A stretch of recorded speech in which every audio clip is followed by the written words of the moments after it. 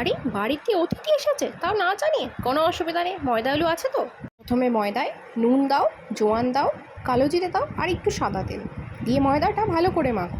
মাখা হয়ে গেল, এবার এতে অল্প অল্প করে জল দাও এবং একটা সুন্দর ডো বানিয়ে ফেলো।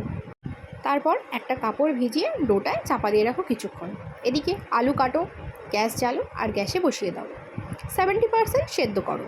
তারপর নামিয়ে নিয়ে আলুগুলো গ্রেট করো, তাতে নুন, ম্যাগি মশলা, লঙ্কা গুঁড়ো, হলুদ গুঁড়ো দিয়ে আলতো হাতে মেখে নাও। মাখা রেডি, ওদিকে ময়দাও রেডি। কাপড় তোলো আর কিছুক্ষণ আরেকটু মেখে নাও। তারপর আর কি, লেচি কাটো, রুটি বেলো, যতটা বড় করা যায় তত ভালো। আলু সেদ্ধটা তার ওপর সুন্দর করে একটু বিছিয়ে নাও তো। তারপর আলতো হাতে রোল করো।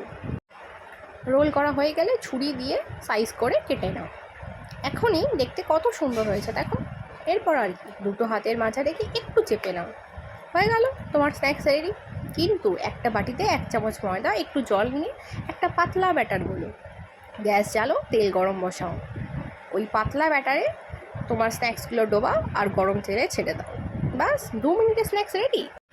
এ তো অতিথি খেয়ে প্রশংসায় পঞ্চমুখ হয়ে যাবে।